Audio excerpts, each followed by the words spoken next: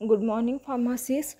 आज आपण औषध निरीक्षक व औषध प्रशासन म्हणजेच ड्रग इन्स्पेक्टर सिलेबस डिस्कस करूया, जी की प्रत्येक फार्मासिस्टची एक ड्रीम पोस्ट आहे. तर आपण म्हणू शकतो one step towards the our dream post.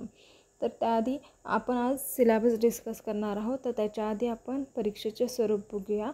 तुमची एक्झाम जी आहे ही 200 मार्क्ससाठी असेल. लेखी परीक्षा आणि जी मुलाखत आहे इंटरव्ह्यू ते असेल 50 मार्कांसाठी. अशी टोटल तुमची ड्रग इन्स्पेक्टरची एक्झाम आहे ते 250 मार्क्ससाठी असेल. आणि जी फायनल मेरिट लिस्ट आहे तर ती तुमची 250 मार्कांवरती डिपेंड असेल. तर याच्यामध्ये जी लेखी परीक्षा आहे तर त्याच्यामध्ये प्रश्नसंख्या आहे तुमची 100 आणि त्याला गुण असतील 200. कालावधी असेल 1 तास आणि जे प्रश्नांचा दर्जा जो आहे तो पदवीचा असेल आणि माध्यम आहे ते इंग्रजी असेल आणि जे क्वेश्चन्स आहेत ते MCQ असतील.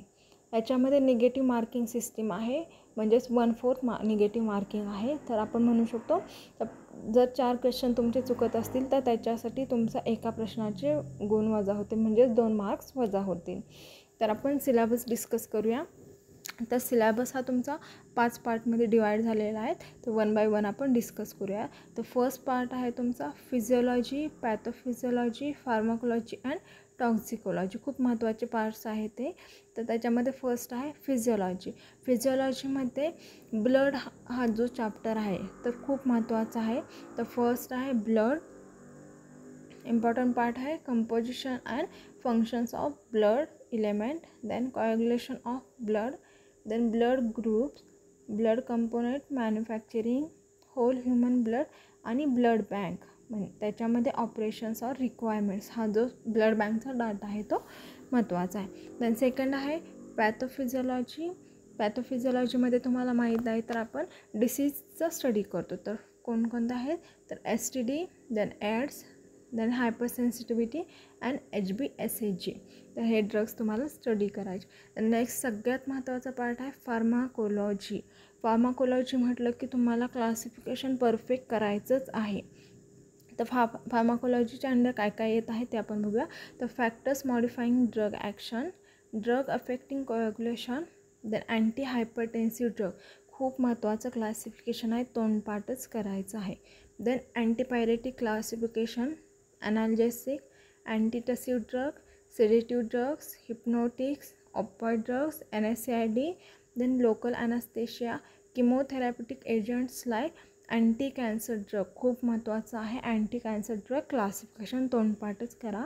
देन नेक्स्ट आहे anti fungal agent, drugs affecting on the CNS, anti diabetic drugs, contraceptive drugs, hormones and drug acting on the uterus. तर हा फार्माकोलॉजीच्या अंडर येणारा पार्ट आहे. द नेक्स्ट आहे टॉक्सिकोलॉजी. त्याच्यामध्ये आहे classification of poisons, chelating agents, heavy metals and अँटीडोट्स.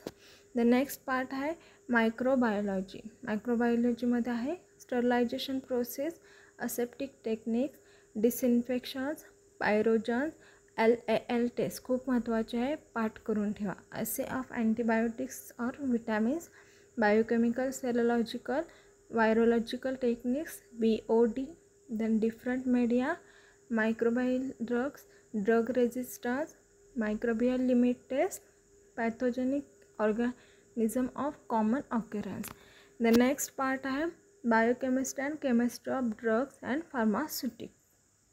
तर first आहे biochemistry, DNA, RNA study, nucleic acid and components, then enzymes, metabolism of proteins, carbohydrates, lipids, recombinant technology and its application, immunological products, vaccines आणि सेरा. हा सगळा part आहे तो बायोकेमिस्ट्रीचा part आहे. Second आहे तो केमिस्ट्रीचा पार्ट आहे. तर isomers, tautomers, fermentations, synthesis of antibiotics, diazo reactions आणि केमिस्ट्री ऑफ स्टिरॉइड्स. तर नेक्स्ट आहे फार्मास्युटिक्स. फार्मास्युटिक्स पार्ट आहे doses form, sustain release doses form, enteric coating, then new drugs, parental drugs, then GMP म्हणजे good manufacturing practice, then good laboratory practice, route of administration. खूप महत्त्वाचं आहे, त्याच्यावरती हमखास एक क्वेश्चन विचारला जातो. प्रिझर्वेटिव्ज, suspending or emulsifying agents, then type of vehicles, then types of water and storage conditions for pharmaceuticals. The next part आहे तुमचा analysis part आहे. तर त्याच्यामध्ये principle and application of analysis, UV, IR, HPLC, GLC, then atomic absorptions, HPLC, LCMS, limit test, heavy metals, device and suture study करायचा आहे. The next आहे surgical, त्याच्यामध्ये आहे मेडिकल डिवाइसेस, सुचर स्टडी करायचे आहे तुम्हाला. द नेक्स्ट आहे ज्युरिस्प्रुडन्सचा part आहे, म्हणजेच आपण म्हणू शकतो लॉ पार्ट आहे. तर याच्यामध्ये सगळ्यात महत्त्वाचा पार्ट आहे तुम्हाला शेड्यूल तोंडपाठच करायचे आहे. तर सगळे शेड्यूल तोंडपाठ करायचे. जर तुमचे शेड्यूल पाठ झाले तर हमखास तुम्ही 2 ते 4 मार्क्स तुमचे फिक्स होत आहे तिथं. तर लॉमध्ये काय काय आहे बघा, DCC, then DTAB, misbranded standards, spurious and adulterant drug, त्याचे डेफिनेशन्स आणि त्याची थोडी इन्फॉर्मेशन बघायची आहे. Then government analyst, duties, inspector power, procedure and definition, schedule, MYU यांनी स्पेसिफिक दिलेले आहेत, पण तुम्ही तोंडपाठच करून ठेवा शेड्यूल, कारण शेड्यूलवरती 100% क्वेश्चन येतो. देन 4th नंबरचा पार्ट आहे general knowledge related to pharmaceutical and medicines field.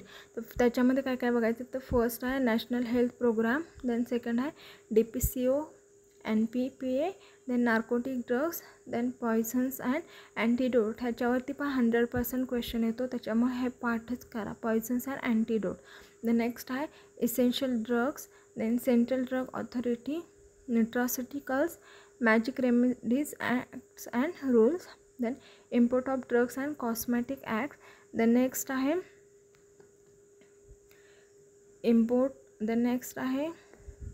import of drugs and cosmetics,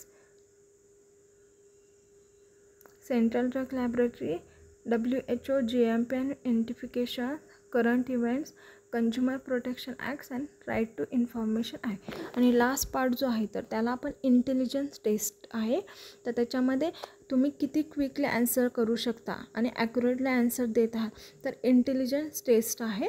तर त्याच्यामध्ये तुम्हाला सगळे लॉजिकल क्वेश्चन्स विचारले जातील, सगळे लॉजिकल क्वेश्चन. तर हा टोटल तुमचा ड्रग इन्स्पेक्टर सिलेबस आहे. तर एक्झाम ही 250 मार्कांसाठी असेल. सिलेबस हा खूप थोडासा सिलेबस आहे. जर तुम्ही खूप व्यवस्थित अभ्यास केला, खूप पेशन्स किंवा खूप स्ट्रगलने अभ्यास जर केला, तर तुम्ही 100% ड्रग इन्स्पेक्टर ही एक्झाम क्रॅक करू शकता. आणि तुम्हाला माहीत आहे तर ड्रग इन्स्पेक्टरसाठीचा जो क्रायटेरिया होता 3 इयर एक्सपिरियन्स, तो कॅन्सल झालेला आहे. त्याच्यामुळं सगळ्या फार्मासिस्टला मी सांगेल की किंवा रिक्वेस्ट करते की तुम्ही ड्रग इन्स्पेक्टरसाठी 100% ट्राय करा, कारण की याच्यामध्ये तुम्हाला सिलेबस कमी आहे आणि जो मेन टफ पॉईंट होता, जो की 3 वर्षांचा एक्सपिरियन्स होता, तर तो पण आता कॅन्सल झालेला आहे. त्याच्यामुळे खूप चान्सेस आहे की आपली ड्रीम पोस्ट आपल्या हाती भेटण्यासाठी खूप चान्सेस आहे. तर हा पण आपण सिलेबस डिस्कस केलेला आहे. इथून पुढच्या लेक्चरला, प्रत्येक व्हिडिओमध्ये आपण ड्रग इन्स्पेक्टरसाठी काय काय लागणार आहोत, काय काय इम्पॉर्टंट पॉईंट्स आहेत, तर ते सगळे आपण डिस्कस करणार आहोत. ओके, तर सगळ्यांनी व्यवस्थित स्टडी करा ड्रग इन्स्पेक्टरसाठी. थँक्यू.